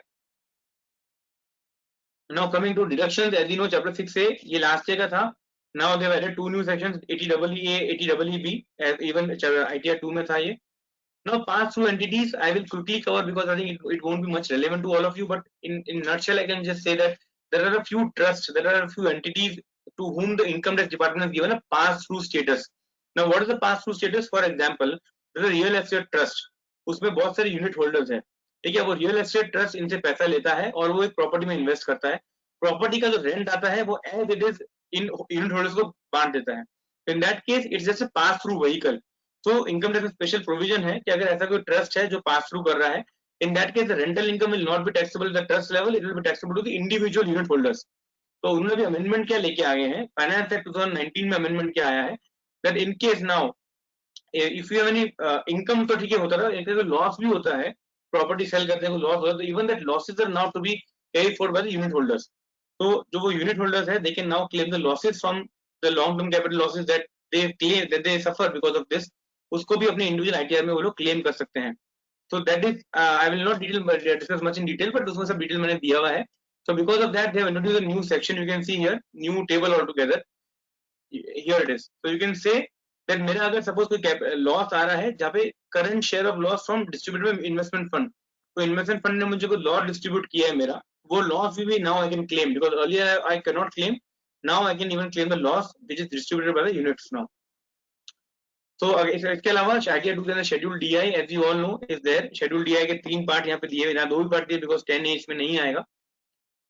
So again, very important thing, last year there was a direct tax income tax amendment act which brought in an ordinance which said that अगर आपका 2 करोड़ से ऊपर income होता है तो surcharge लगता है आपको एडिशनल 25%, और इनकम अगर 5 करोड़ से ऊपर होता है तो surcharge 37%। This amendment was there in the last ordinance, which now was forming part of the taxation amendment act 2019. Again, we have to be very careful when we calculate surcharges for this year for individuals. So old idea, there was surcharge. You know, this is again a surcharge is mentioned, which says that if you have any taxable income under section 115BBEE, so for example, मैंने कोई undisclosed income दिखाया है जिसमें मेरा 60% tax rate है, उसमें मुझे compulsory 25% surcharge पे करना पड़ता है। तो 25% सरचार्ज उसी का है 16(2), which is mentioned here, that all the income which is undisclosed, you have to pay 25% surcharge. It is mentioning separately now. Earlier it was only one, now they have bifurcated the same. So now coming to, as he said, this is a multiple bank accounts, same thing, the option of giving multiple bank accounts. Zip code, I just see you in a nutshell that zip code is nothing like but a pin code. हमारे जो भी property के details हम schedule FA, schedule foreign assessment देते थे, now compulsorily zip code is required to be given. तो आपको suppose आपकी प्रॉपर्टी अब्रॉड में है या आपकी कोई कैपिटल एसेट बाहर सिचुएटेड करीबी है, सिचुएटेड है, in that case as you say here the same table is there as per last year, but now compulsory country and zip code has to be mentioned here. तो आपको mention इस साल करना पड़ेगा। Now coming to ITR 3, ITR 3 is mainly for PGBP, as we know. Now this table is very important. Last year, I think we all know there was a change in the residential status. उसके पहले था are you a resident, RBNOR or a non-resident. Last year they expanded the scope and they said if you are a resident, you take anyone. If you are a non-resident, you take anyone. If you are a resident but not resident, you take anyone. So this elongated table was there last year, and the same table is continuing even this year in all the ITR forms. तो ITR 3 में क्या major changes है? Just this is again 131 का प्रोवाइडो we discussed. Again UDIN number, as I said, department UDIN number which is now has to be quoted. The same thing. The type of company mention करना पड़ता है. Now a very important amendment in section 44AB. So 44AB, as we all know, it's and we have to audit the books of accounts if your threshold limit is more than 1 crore. You have an option of going to 44AD if your turnover is up to 2 crores.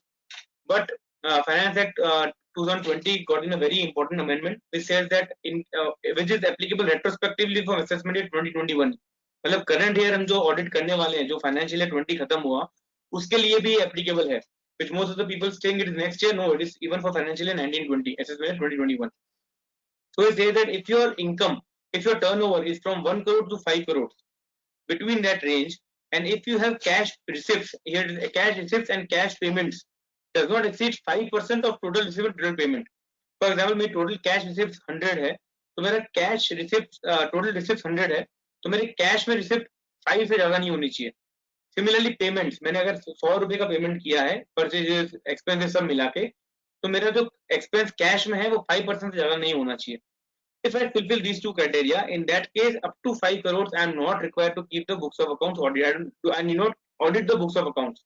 और tax के बाहर चले जा रहे थे, provide हो। Now one of the questions was asked is that whether in that case what is to be done, whether I have to go under 44AD or I have to do any other compliances.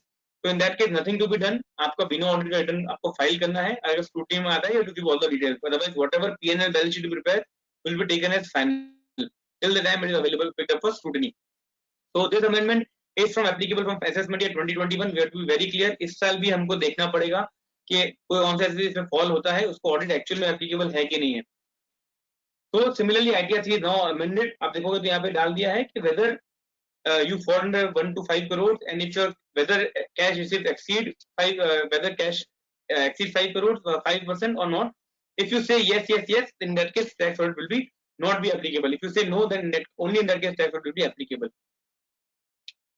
Now coming to the electronic modes, I think so last budget was very special in the sense that they have done a lot of things for the digital payment, and one of those digital payment mode was apart from these sections obviously, so they have gotten these sections which says compulsory अगर आप digital payment करोगे तो ही आपको benefit है. जैसे 40A3 में बोला कि लिमिट 10,000 से ऊपर आपको बैंक से थ्रू पेमेंट करना है, ठीक है. तो 80JJAA for example they said that if you will get deduction of 30% only if you paid other than the cash. तो ये सारे sections तो हैं ही. Last year in the Finance Act 2019 they introduced section 269 SU. 269 SU says that in case your turnover is more than 50 crores and in that case you have to give other 3 options. तो उन्होंने ऐसा बोला कि आपको prescribed modes देने पड़ेंगे अपने clients को. So for example I am a company and I have a turnover of 80 crores. So for the financial year 1920 and thereafter I have to give 3 other options. For example 3 different prescribed modes. For example अभी तक क्या होता था कि मेरे banking वो मुझे payment करते थे, RTGS NEFT करते थे. अभी मुझे उनको 3 प्लेटफॉर्म्स और देने हैं. तो those 3 platforms were notified in the month of December and from 1st January 2020 compulsorily उनको ये करना पड़ेगा जहाँ पे उनको debit card which is again powered by RuPay, city bank या मास्टर कार्ड का नहीं, RuPay का डेबिट कार्ड उनको प्रोवाइड करना है. उनको भीम UPI को ऑप्शन देना है कि भाई अगर सपोज मेरे सप्लायर को मुझे भीम UPI से वो मुझे पेमेंट करेगा तो मेरा भीम UPI का ID होना चाहिए and obviously Bhim UPI QR code, तो मुझे भीम का QR कोड भी उनको देना है. So these are 3 payment modes that I have to give to my supplier in case he wants to make payment to me, he can use those 3 modes also. Now this is compulsory for all the companies having more than 50 crores turnover and you have to do a compliance also. आपको एक online income tax sector पे जाके compliance करना है कि I have complied along with the date of compliance कि मैंने कब कब comply किया है. So we will discuss this later also, but this provision is very important amendment for the Finance Act 2019. Again now coming to 43B जहाँ पे बोला कि only on actual payment आपको deduction मिलता है. So any interest which is paid to NBFCs was not covered earlier, but now it has been now covered that if you pay any interest on loan taken by a deposit taking NBFC or a systematically important NBFC, तो आपको only actual basis पे उसका खर्चा बाद मिलेगा. So for that they have you can see here for table DA is now modified. They have mentioned that even only on actual payment basis पे आपको उसका खर्चा expense में बाद मिलेगा. Now coming to nature of employment, we have done this thing. All the things again PAN and Aadhaar interchangeable. The same thing is done. Very important change. On 23rd of August last year, Finance Minister came up with a stimulus कि हम लोग है ना आप गाड़ी purchase करो. अगर आपने कोई गाड़ी परचेज करी है from 23rd of August से लेके 31st of March 20 तक, तो हम आपको additional 15% depreciation देंगे. तो कार का depreciation is 15%, but in that case they will give additional 15% depreciation. तो बहुत लोगों ने गाड़ियां परचेज करी बिफोर अक्टूबर करोगे तो obviously you get full rate, after October you get half rate, but whatever the new rates are notified. तो ये जो रेट्स आई हैं इसकी वजह से depreciation schedule had to undergo change because 15% is the normal rate, additional 15 comes to 30%, but for trucks for motor buses the rate is 30%. तो 30 plus 15 comes to 45%. तो 45% का कोई नया ब्लॉक था ही नहीं. हमको पता है कि ब्लॉक कौन से होते हैं. ब्लॉक आप देखोगे तो 15% का ब्लॉक है, 30 का ब्लॉक है एंड 40 का ब्लॉक है. तो नवंबर 16 में जब नोटिफिकेशन आया था, जब बोला कि भाई block will be restricted to 40%, there were only 3 blocks permitted, 15, 30 and 40. Now since for a special case उन्होंने नया 45% का ब्लॉक इंट्रोड्यूस किया just for the car thing, the new cars and the new motor bus vehicle that they have purchase. तो new depreciation rate of 45% का अलग से block इस साल में आ गया है. तो आपके क्लाइंट ने अगर एडिशनल परचेज किया है then it will come in the new block and not with the old block of 15% और 30% respectively. Now coming to again the same thing PAN Aadhaar. हाँ, if I sell any immovable property, अगर मैंने कोई immovable property बेची है तो last से requirement आया था कि मुझे वो बायर का डिटेल्स, बायर का PAN आधार परसेंटेज सब देना पड़ता है. तो same thing is now again there here also, but PAN oblique Aadhaar कर दिया, आधार नंबर मुझे देना पड़ेगा. So this is the same thing. Now as I said about dividends के अंदर एग्जाम ने 1034 1035 लिख दिया है कि because now dividend undergone change, उसके लिए इन्होंने यहाँ डाल दिया है, फैमिली पेंशन का अलग से इन्होंने मेंशन किया है. Now this is discussed, expenses का बाइफिकेशन उन्होंने किया है. Now, this loss schedule is the same, normal and PTI. So normal loss of HP, and if you have any loss which is coming from the units, as I said, वो units ने कोई अगर मुझे house property का loss दिया है तो मुझे यहाँ पे दिखाना है PTI के अंदर. Even short term capital loss का मेरा खुद का normal loss and PTI का loss. So this is again the bifurcation of the table of loss that they have done. Now, 80EE and BB new sections introduced again in the chapter of deductions. PAN Aadhaar of the person डाल दिया है clubbing of income में. Again, these things we have discussed. I'll quickly go through it. I'll just skip it, which you already done. Agriculture income note major amendment. This is a schedule of current year loss carry forward, जहाँ पे भी उन्होंने investment fund का डाला था. Secondary adjustment, those who are into transfer pricing will know. I'll just quickly tell in a line that whenever there is a primary adjustment because of any adjustment of transfer pricing, तो हमको कुछ amount additional हमको we have to get it the amount from the foreign enterprise, हमको बाहर से repatriate करना पड़ता है India. And if we are not able to repatriate the amount because of secondary adjustments, in that case we have an option of paying a tax as rate of 18%. तो वो जो option हमको देना पड़ता था, जो एक्सेस मनी के ऊपर हमको टैक्स का ऑप्शन था, उसके लिए नई कॉलम उन्होंने इंट्रोड्यूस की है. You can see here that in case primary adjustment किया है और मैंने एक्सेस मनी रिपाट्रिएट नहीं किया है during the period, and if I claim this option of paying additional 18% tax, I have to fill this table. 18% tax दिखाना है और मैंने कैसे टैक्स बैंक में पे किया है, to compulsorily fill this table in. Schedule DI, as we know, again the same schedule is mentioned here, same similar schedule is there. So you can see here part A talks about chapter 6A, part B talks about 10AA, and part C talks about capital gain. So if you have any SSE has invested in a capital gain scheme or say any house property in the month of April to June, they can mention the amount here in the part number C. Surcharge we have discussed, already broken up. DTAA, okay, not major change, but they have just included one more item. Okay, so quickly I think 40B we all know कि अगर मेरा interest remuneration disallow होता है partnership में तो 40B का reporting था जो पहले था. 40BA is basically for AOP BOI, उसका रिलेशन का अलग से नहीं था, so just added one more column here, no major change.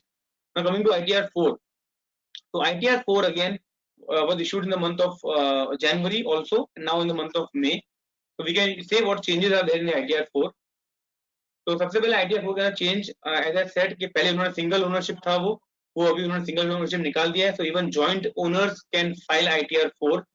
Very important thing is now that if you have any brought forward loss under the HP, you cannot file ITR 4, which was there earlier. Now it is there in the instructions. I will show you later.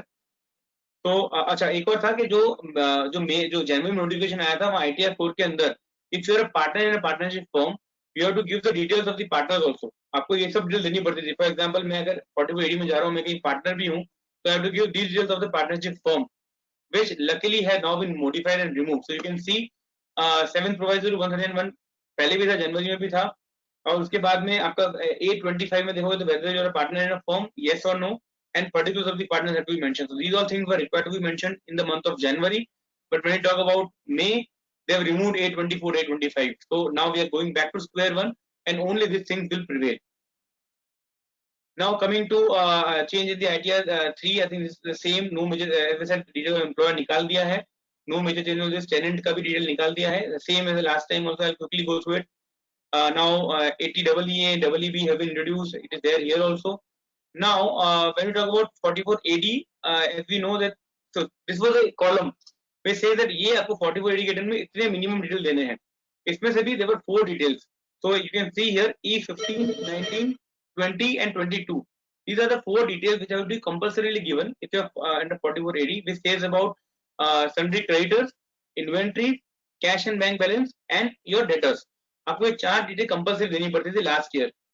उसके बाद उन्होंने जनवरी में ITR लेके आया तो वो table निकाल दिया and they came up with a new cash flow statement कि आपको ये कैश फ्लो का मूवमेंट मेरे को देना है. But now again coming back in the month of May, they removed the cash flow table, and what they have gone back to the earlier 2019 table, wherein the same table is again back now, और हमको compulsorily 4 चीजें वापस देनी पड़ेगी. So this is again a change, no change from last year, but change from the month of January. Again schedule DI is there, as we discussed last time. The change था वो same schedule DI है. ITR 5 is basically for the firms. Again you say UDIN number is there. Firms will not major changes are there. Again ये tax order का change है. Okay, whether your turnover exceeds 1 crore but does not exceed 5 crore, you have to say yes or no, and then 5% वाले 2 criteria डाल दिए हैं. So if you're falling under tax audit, you have to take yes or no accordingly. Now 43B as we discussed, 43B में NBFC का interest डाल दिया यहाँ पे अलग से. Now option to choose self occupied property. तो पहले क्या होता था, ITR 5 and ITR 6 में earlier there was only option of giving a deemed let out and let out. So you can see here ITR 5 6 में खाली let out and deemed let out था, but now they have introduced another column which says that self occupied also. Now why is it important? For example मेरा कोई 2 house property में exemption ले सकता हूँ, या कोई बिल्डर हूँ जहाँ पे मुझे एग्जम्पशन लेना है सेल्फ ऑक्यूपाइड प्रॉपर्टी का, I can clearly tick self occupied. Last year इसका ऑप्शन था ही नहीं. क्विकली सेपरेट रिपोर्टिंग LIC जिनका भी लाइफ इंश्योरेंस का बिजनेस है उनको अलग से लाइफ इंश्योरेंस का बिजनेस का डिटेल देना है. तो this was the last year business profession schedule, जहाँ पे profit and loss from 115B में अंदर खाली एक लाइन था. अभी वो लाइन आइटम को बढ़ा दिया है. उन्होंने बोला है कि आपको नेट प्रॉफिट देना है, एडिशन डिलीशन देना है और इनकम नेट इनकम देनी है. So that entire scope has been elongated now for life insurance business. This depreciation we have discussed, 45% का नया ब्लॉक डाल दिया है. Pass through income we have discussed. Now income from you can see here income in units of offshore fund, जहाँ पे उन्होंने units invest किए थे 115BA 1A का. A new thing has been added because of the amendment in the Finance Act. Now this we have discussed, जहाँ पे normal and PTI loss same thing is there here, no major change in this. 80 LA is basically for the deductions in the IFSC जो units है उनको उन्होंने special deduction दिया है कि पहले 10 साल तक आपको 100% tax benefit है and then after 15 years, तो वो उसके लिए अलग से कॉलम इंट्रोड्यूस कर दिए हैं. उसके लिए फाइल जो फॉर्म 10CC है फाइल करना वो भी इसमें डाल दिया है. So not major change in ITR 5. I quickly go ahead in ITR 6. Again this is a secondary adjustment as I said. This is schedule DI as I said, same thing is there, surcharges. Now ITR 6. Now ITR 6 very important thing is section 115BAA and BAB. So I'll quickly cover this because there was a taxation laws amendment bill earlier in the September which became an act in the month of December. वो bill क्या बोलता है कि 2 booster packages corporates के लिए दिए थे कि अगर आपका एग्जिस्टिंग कॉर्पोरेट है तो you have an option of going to the current regime, sticking to current regime और going to a new regime.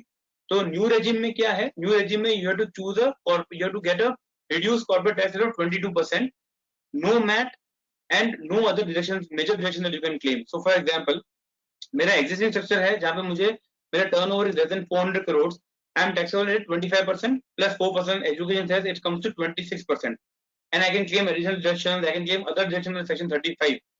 Now they say you come to a new scheme 115BAA, you forego additional depreciation, you forego section 35 deductions, and you are taxed at a lower corporate rate of 22%, but compulsory surcharge of 10% and education says of 4%, making it 22 plus 10% comes to 24 something, and then it comes to around 25.17%.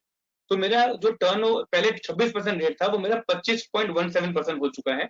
But I stand to lose all the advantages, for example additional depreciation and all the stuff which I earlier used to get. So this was a new option that was given. Second option was there for any new manufacturing company formed after 1st October 2019. You have an option of choosing lower of 15% without MAT. Again a very beneficial provision. जिसने 1st October के बाद में कोई company बनाई है उनको option दिया कि आप 15% टैक्स में जाओ, आपको मैट भी नहीं है पर आपको इंसेंटिव्स और डिडक्शंस नहीं मिलेंगे. So these are the incentives that you stand to lose. तो आपको एडिशनल डेप्रिसिएशन नहीं मिलेगा, आपको 35 के जो डिडक्शंस लिखे हुए हैं, जो आपको साइंटिफिक या आपको 35 AD का जो है कैपिटल एक्सपेंडिचर वाला, या आपको जो बायोटेक्नोलॉजी के लिए मिलता था, नेशनल लेबोरेटरी के लिए मिलता था, चैप्टर 6A के डिडक्शन सब नहीं मिलेंगे, आपको कुछ नहीं मिलेगा. ओनली 80 JJAA आपको मिलेगा और अभी 80M कर दिया तो ये डिडक्शन मिलेगा, बाकी कोई डिडक्शन नहीं मिलेगा.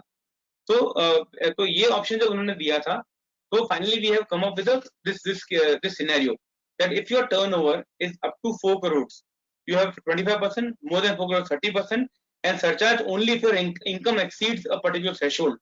But now in the new scheme surcharge is compulsory and this is the tax rates. So in case I have a MAT credit, मेरा कोई client है जहाँ पे MAT credit पड़ा है, then I will still go for the earlier scheme. यहाँ पे जाऊंगा क्योंकि मैं मेरा MAT यूज कर सकता हूँ. अगर मेरा एडिशनल डेप्रिसिएशन का अनअब्जॉर्ब्ड डेप्रिसिएशन का लॉस बैलेंस पड़ा है, I will still go for the old scheme because I want to claim that loss. Because if you choose any one scheme right now, you are not able to go back to the earlier scheme. अगर मैंने बोला मुझे 115BAA चाहिए इस साल से, तो आप पुराने स्कीम में वापस नहीं जा सकते, आपका मैट क्रेडिट लैप्स हो जाएगा, आपका अनअब्जॉर्ब्ड डेप्रिसिएशन भी लैप्स हो जाएगा. तो उसके लिए आपको एक फॉर्म 10 IC and 10 ID नया आया है. So as per the new rules notified in the month of February, you have to file these two forms now to claim which option you want to choose before the return filing date. तो for example मैंने एक company में choose किया कि मुझे old में जाना है, तो मुझे 10 IC फाइल ओल्ड के हिसाब से करना है. अगर मेरे को जाने की नहीं, I have to go for the new scheme, then before my return filing I have to compulsorily file this form 10 IC. If I don't file this form, I cannot access the option. That is a very clear thing that is mentioned here.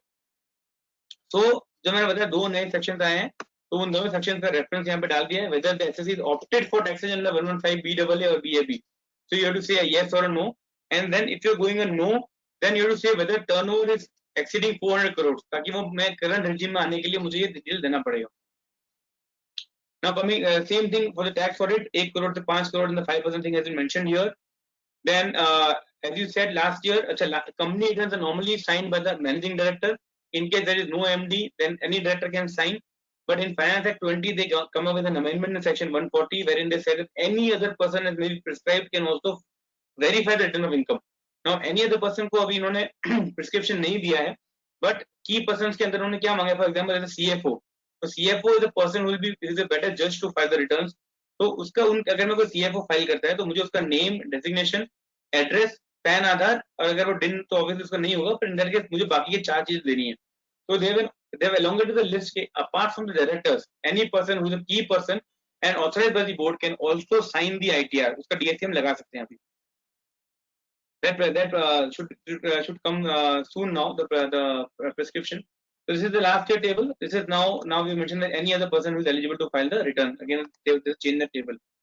Now manufacturing account, as we all know that earlier the manufacturing account में उन्होंने दो change किया है. 61 to 64 था. It was a typing error. 60 64 को था ही नहीं, so they had to mention 62. And they have mentioned the new column debits to manufacturing account. No major change in this. Again, they have mentioned bank account or prescribed electronic mode. These electronic modes are yet to be prescribed, but still they have mentioned. So this prescription is different from 269 SU prescription. They are two different things. Now this is again जो मैंने बताया NBFC का interest 43B they have added here. No major change in this. Again ये आपका वो है schedule TPSA जो मैंने बात किया आपको secondary adjustment वाला वो भी इसमें डाल दिया है. As I said पहले let out and deemed let out था, now it is self occupied. The new insertion that they have done. And PAN oblique Aadhaar, so they have made PAN Aadhaar interchangeable even in ITR 6. Now Ind AS, so Ind AS companies में पहले था कि भी whether Ind AS companies are required to maintain books of accounts, yes or no. That yes or no has been removed. Ind AS companies have to be compulsorily required to maintain books of accounts. वो डाल दिया है. Now this was again a typing mistake. पहले 6R था यहाँ पे, जो 6S होना चाहिए था. Actually में 6S ही होना चाहिए because total is 6S. So again a small typing mistake which they have rectified. They have just mentioned clarification. Nothing changes in this change. Life insurance business के लिए मैंने बताया list elongate कर दी है. No major change in this. Again, carry forward. Plant and machinery 45% additional table. Even for ITR 6 is there now. You can say a separate block of 45%. Then coming to reporting of co-owned shares. So if you have a co-owned share of land and building, हमको उसमें co-ownership का detail भी देना पड़ेगा. उसमें मुझे PAN आधार भी देना पड़ेगा. Again, you can say co-ownership share. Nothing much in this. This is okay. So this talks about long-term capital gains. So LTCG के अंदर यहाँ options are 54, 54F. Now these two sections are only applicable for individuals. वो company में था ही क्यों वो पता नहीं. तो उन्होंने वो sections को यहाँ से निकाल दिया है. और यहाँ पे लिखा है कि अगर आपने कोई 3 महीने में इन्वेस्टमेंट किया है तो आप शेड्यूल DI के अंदर अप्रैल में जून में किया है तो शेड्यूल DI के अंदर उसको मेंशन कर दो. The same thing 112 is a table now been introduced even in ITR-GC and ITR-6 also a table पूरी डाल दी है. Again a very important table which we have to tell to our clients to fill right now also. Similarly 115 AD1B3 के अंदर जो table है वो table भी यहाँ डाल दी है. Now special rate के लिए इन्होंने any other income का अलग से ऑप्शन दिया है. Not major change. Now a few foreign companies are acceptable at 50% if they fall under certain criteria. If the agreements are made between certain dates, तो वो 50% वाले criteria के लिए पहले अलग से कॉलम नहीं था. अभी उन्होंने वो अलग से 50% का अमाउंट दिखा दिया कि अगर 50%, you can see here it is, कि आपको अलग से वो 50% का यहाँ पे दिखाना पड़ेगा. वो पहले डिस्क्लोजर अलग से नहीं था. Now there is a special provision 115 BPD which says that any domestic company, if it has more than 26% holding in a foreign company and the foreign company declares dividend, then the domestic company will be taxable at the rate of 15% only. तो वो जो deduction का था उसके लिए भी अलग से यहाँ पे देखो अलग से दिखा दिया tax on dividend received by Indian company under 115 BPD. Separate disclosure has been now made in this section. Now coming to again the same thing, not measured in DTAA. 115BBE के अंदर okay this is इसके अंदर DT का benefit नहीं मिलता है. They have clarified now in the ITR forms also. Depreciation they already discussed. I'll just quickly go through. I've already discussed this. I have a lot of things to cover. Okay, यहाँ पे Jammu Kashmir and Kashmir की जगह Jammu Kashmir and Ladakh, because now there are 3 UTIs. They are mentioned here separately. Now 80 LA have been now mentioned. 80 PA, so producer companies के लिए भी 5 साल के लिए direction जो introduce किया था, उसके लिए section 80 PA भी नया डाल दिया है. And this is the pass-through income. This we already discussed here. So now I think majorly we have covered all the details. Now again for the DTAA, again DTAA benefit available only to resident. तो उन्होंने specify यहाँ पे कर दिया है. Even tax paid का जो credit मुझे मिलता है only for resident, they have clarified here. Okay, now schedule SH1. Last year they introduced schedule SH1, which says that I'll review the schedule. This is the schedule SH1. जिन्होंने बोला भी आपको अगर आप अनलिस्टेड कंपनी हो तो आपको ये डिटेल्स देने पड़ेंगे कि आपका share holding at the end of the year क्या है, ड्यूरिंग द ईयर आपका शेयर एप्लीकेशन मनी आया है जो एंड में पेंडिंग है, आपका शेयर होल्डर का मूवमेंट ड्यूरिंग द ईयर क्या हुआ है. So all the details were required to be given since from last year. अभी उन्होंने बोला है कि दिस ईयर सेक्शन 8 कंपनी और a company limited by guarantee they have an option of not filling in schedule SH1. वो option दे दिया कि आपको SH1 आपके लिए कंपलसरी नहीं है. Schedule DI, as we all know, same thing is mentioned here now. Now coming to Ind AS, ऐसा मैं बताया कि Ind AS में पहले ऑप्शन था कि whether books of accounts are required to be maintained. Yes, no का option निकाल दिया because Ind AS compulsory have to maintain, compliant company has to compulsory maintain books of accounts. This is again no major changes. Now details removed. So last year कुछ details थे जो अभी इस साल remove हो गए हैं. I will just say major things what has been removed. So as I said, 54 and 54F are applicable only to individuals, so वो निकाल दिया है. And second on the okay, this accumulated PF fund was never a part of the company returns. It was always the individuals. Again, that has been now removed from it. Okay, this basically again 115 AD1 again was again sorry, it was basically GDS. Okay, 115 ACA was part only taxable to individuals. वो company में था ही नहीं तो उसको भी निकाल दिया है. So this is the minor amendment that done. And the major amendment, as I said, कि even वो minor का जो income starting में बताया था वो भी अभी निकाल दिया. Finally, after 4 or 5 years, they reduce this requirement. So coming to ITS 7 now. ITS 7, whatever will be applicable to you as a part of the trust, I just tell you that now they have made a re-registration of trust compulsory. तो इस साल से Finance Act 2020 में major trust के amendment लेके आए थे जहाँ पे they have said that they have introduced a new section 12AB, which is replacing the old sections, and those who have already taken registrations on the trust will have to re-register their trust. And this re-registration process was earlier started to be done by 1st of June. They have now extended it 1st of October. तो आपको 1st October से 3 महीने आपको मिलेंगे कि आपको trust 12BA के अंदर री-रजिस्टर करना है, ऑल द ट्रस्ट. सो वो री-रजिस्ट्रेशन के लिए आपको जो फॉर्म भरने हैं वो आपको टिल 31 दिसंबर भरने हैं. तो उसके लिए 3 नए कॉलम इंट्रोड्यूस कर लिए हैं कि whether application for registration is made as per the old new provisions, section under which registration is applied, date on which application is made, and relevant section for claiming exemption. तो ये हम जब नवंबर में return भरेंगे, नवंबर last date है, तब तक हमने अप्लाई किया है कि नहीं किया है, we have to give all these details now. So for the re-registration, everything is been mentioned here. You can see here the new tables. Last year जो table था उसमें 4 नए कॉलम डाल दिए. So you can see everything as a logic. So if you see an ITR return, last year इसमें changes क्यों है, तो या तो Finance Act में change आए होंगे या तो department wants some additional information. So hence everything is moved logically here also. So again UDIN number is there in trust return, वो भी डाल दिया है इसके अंदर में.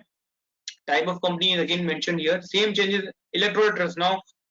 Many people ignore this, but electoral trust is a trust which is basically for funding all the election purposes.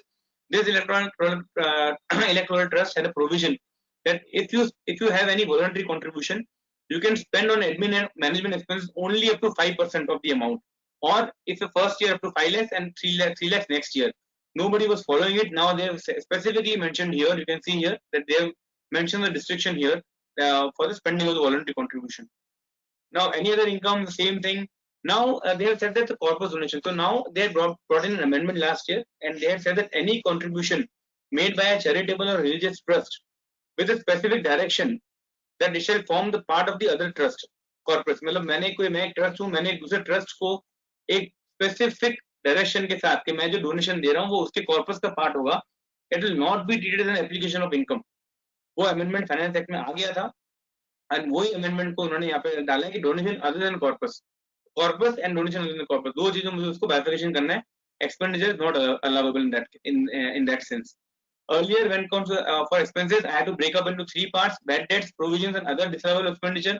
But now as we said that जो हमारा डोनेशन जो पार्ट है ऑफ कॉर्पस, ये आप देखोगे वो डिसअलाउएबल एक्सपेंडिचर है, तो मुझे अलग से देना पड़ेगा कि bad debts, provisions and donation forming part of corporate is again disallowable, so I have to give it as a disclosure here. So Aadhaar number again we say then scheduled capital gains been modified because they have a special 11(1)(a) के अंदर special capital gain computation provisions है, hence for them that is applicable. So the earlier provisions which were mentioned of 112(a) and all those things are not applicable for trust. So this again any other income not major change. So again all the same changes. This is again the share of loss as we discussed, वो चीज यहाँ mention कर दिया है. Again DTAA का benefit will be residents only, tax credit भी residents को मिलेगा, same thing is there. This is again refund के लिए भी trust के लिए भी option है, multiple refund accounts they can choose. So with this now coming to a very important change on the form 26AS and 10DA. So we have more or less covered all the major amendments of the FITR forms, all the amendments, not major, all the amendments along with the major amendments of Finance Act 19. Now coming to 26AS, because whatever we were used to earlier discussing about form 26AS, they have undergone a huge change.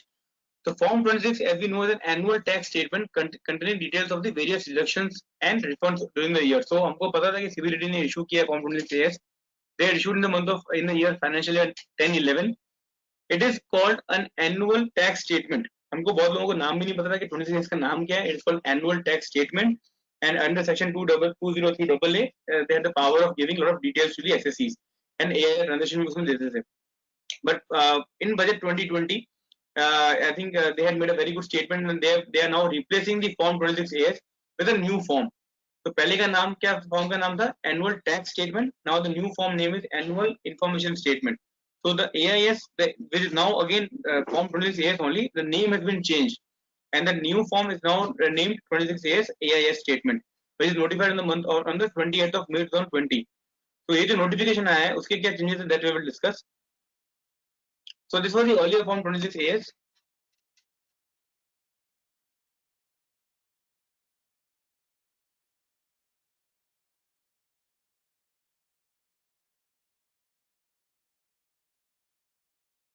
So earlier form 26AS, as you said, was annual tax statement 203AA. As you said, part A, this was, as you know, part A talks about details of TDS, part B talks about details of TCS, part C talks about tax paid, refund, SFT transactions. All these were forming part of the current 26AS. And part G, very important to mention, it is about TDS defaults.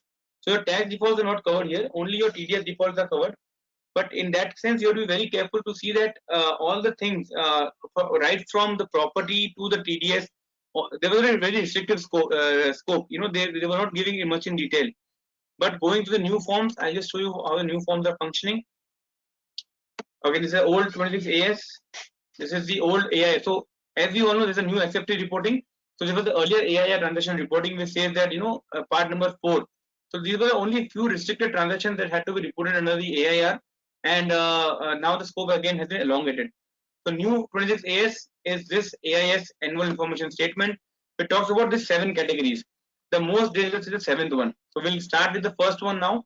TDS, TCS we know, specified financial transaction. Now पहले था AIR, उसको भी SFT कर दिया है, तो उन्होंने 285BA के साथ लिंक कर दिया है. So all the transactions under 285BA will automatically fall under this SFT transaction. Payment of taxes, it was earlier also there. Demand and refund, it was there, but last it was only demand. If we say TDS defaults, now it is any demand. तो आपको income tax में कोई demand pending होगा, वो सब चीजें इसके अंदर TCS में कोई demand pending होगा, everything is going to be restricted here. Pending proceedings, now they want to show that अगर आपको income tax में कोई भी pending proceeding है, वो सब वो लोग 26 में डालेंगे. So I'm sure it's going to be prospective. Going forward, जो भी आपकी pending proceedings है, वो सब इसके अंदर आएंगे. Complete proceedings भी इसके अंदर mention करेंगे. And the most dangerous thing is the sub rule 2 of 114I. Now sub rule 2 क्या बोलता है? I think I'll just read it out because it's very important. The board may authorize the principal director of income tax or the director general of income tax or any person authorized by him to upload the information received from any officer, authority or body performing any function under any law or the information received under any agreement under 1998. This is all okay. But or the information received from any other person to the extent as it may deem fit in the interest of revenue in the annual information statement. मतलब मुझे कोई भी information लगता है जो in the interest of revenue है, I can make that information part of 26AS. For example, I think कि यार किसी ने 2 लाख से ज्यादा ज्वेलरी परचेज करी है, तो मुझे 26AS का पार्ट करना है. So I have a power here that I can now make it a part of Form 26AS. So it's giving a very wide power, and I'm sure that it's going to be misused also. We have to be very careful, but you should be aware of this thing. There is a difference between AIR and SFT reporting. जैसे मैंने बताया कि AIR reporting के criteria पहले अलग थे, SFT reporting के criteria अलग है. So now the scope has been elongated. So even if, for example, if you are if you have made any investment in shares of more than 10 lakhs in a company, and it has to be reported as SFT, it will now form part of the 26AS also. तो department को पता चल जाएगा कि आपने 10 लाख से ऊपर एक कंपनी में इन्वेस्ट किया है. तो 26AS का स्कोप बहुत बढ़ा दिया है. Now and from 1st June we are going to see the new 26AS. Now coming to Form 10DA, I think section 80JJAA, most of us are aware. I'll briefly tell you about this section, a very, very important section, but hardly used by the consultants or by the companies also. That it is basically to promote new employment. तो अगर आपने कोई additional employee during their employ किया है, for example, I give you the example only. March 2019 में मेरे 100 employees थे. I am subject to tax audit. March 20 में मेरे 130 employees होते हैं. तो 30 employees additional मैंने during their employ किए हैं. If they fulfill all the additional criteria, in that case, for those 30 employees, I get additional deduction under income tax. So how much is the additional deduction? It is basically वो 30 employees का जो total salary है साल का, 30 into let's say average is 10,000, it comes to 30 lakhs. So in that case 30 lakhs का मुझे total 30% additional deduction मिलेगा. So in that case 9 lakhs will be the additional deduction that I can get under section 80JJAA. Provided all those 30 employees they fulfill the conditions. वो conditions क्या है? पहला condition है कि हमको मुझे पूरा payment by check, ECS other than cash होना चाहिए. That is number one. Second is the salary should be less than 25,000 per month. तो majority cases में 25,000 per month की salary वाले employees majorly होते हैं, so they will be covered. Third, उनको PF में applicable होना चाहिए, उनका PF कटना चाहिए. That again is a very that happens in all the big enterprises, even the small they have not taken PF numbers. तो अगर अभी और fourth है कि अगर आपको साल में 240 दिन से ज्यादा काम करना चाहिए.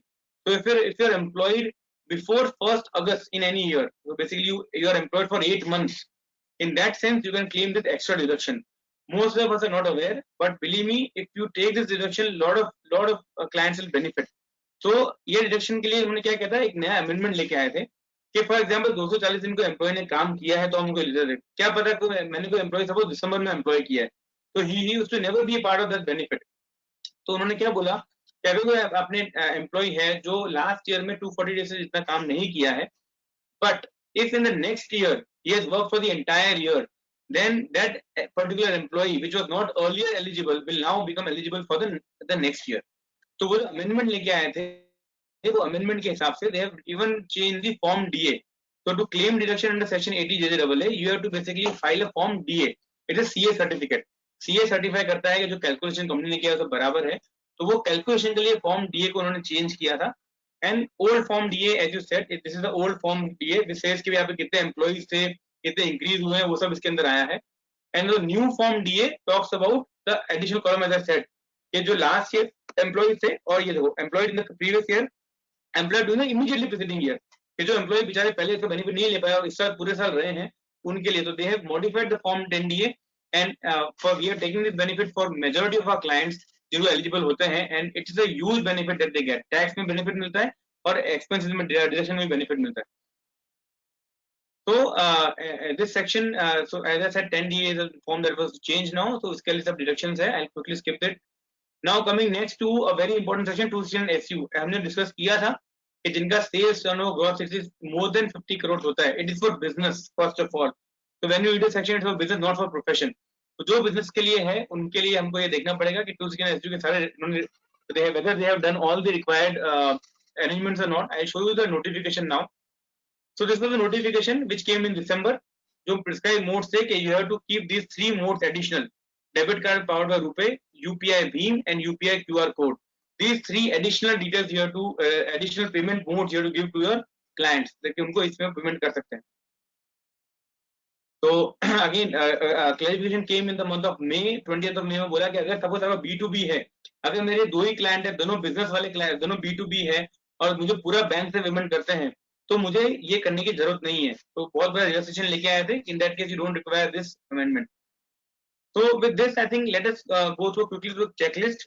I think now when we covered all the ITR and the major amendments, a few checklists which are very important. So हमको आज के दिन में we have to ask a lot of details on the client. हमको जो हमने discuss किए जो changes आए हैं, we have to make a checklist, send the checklist to the clients.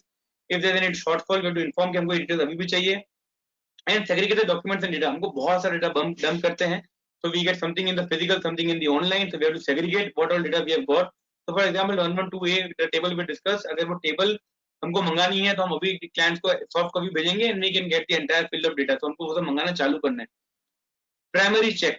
So whether tax audit is applicable. Now very important this year कि वो 1 करोड़ से 5 करोड़ की लिमिट में वो फॉल होता है कि नहीं. अगर नहीं होता है then last year हमने 44 AD किया था कि AB किया था because you also there's a provision.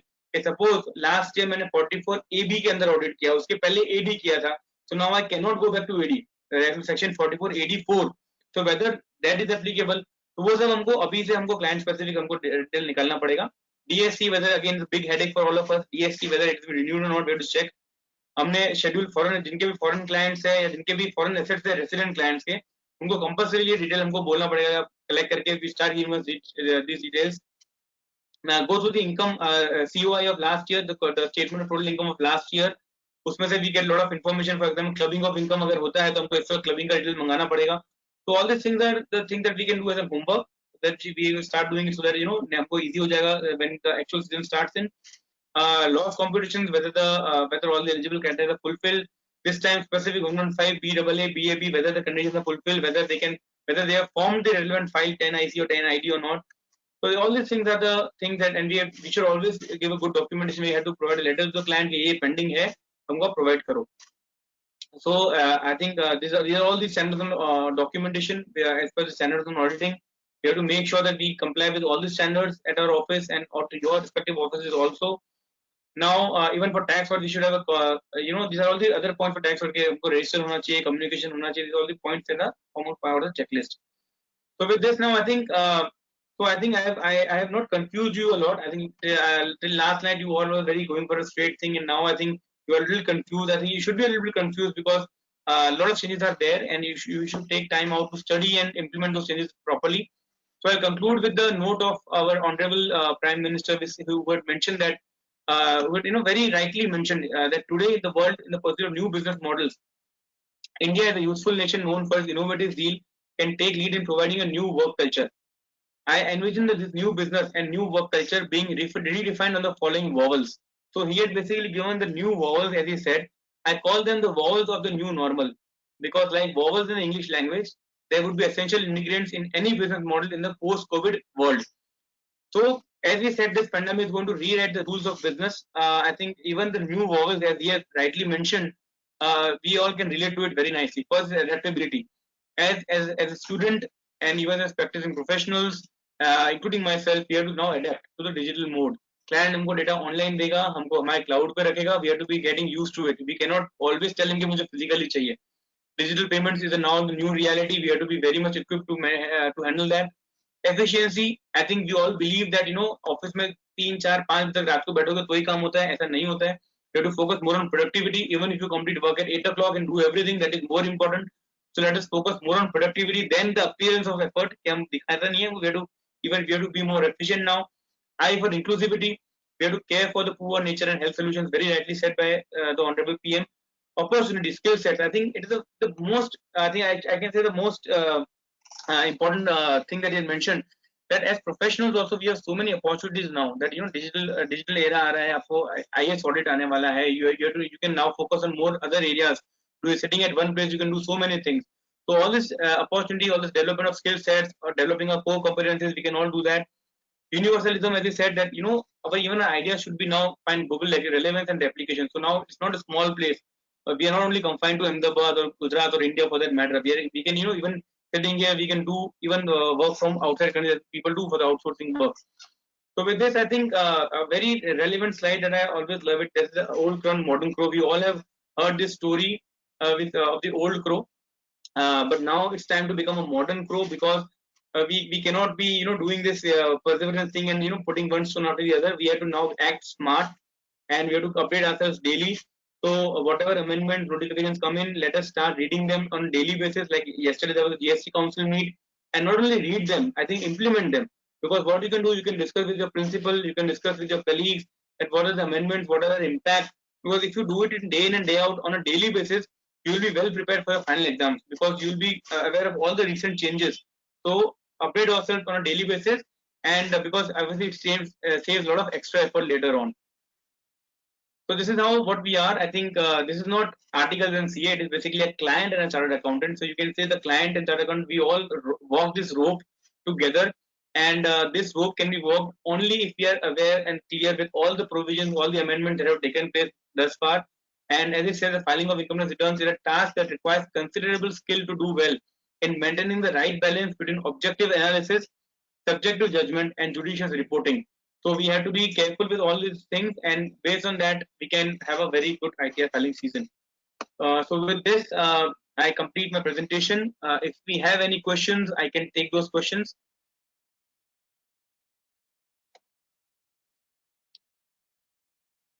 Hello, Rahul or Keval, anybody is online?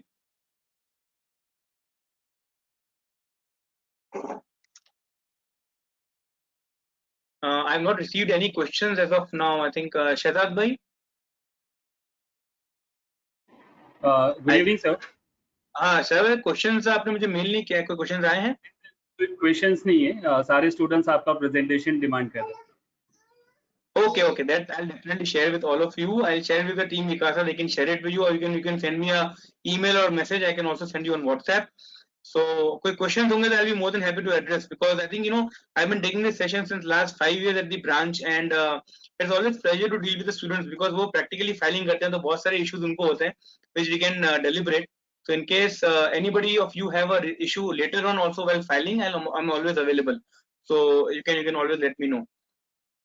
So with this, I think I end my presentation, and I thank all of you for a very patient hearing, and we'll be staying in touch, and any issues on this front, you can always get back to me. Thank you so much.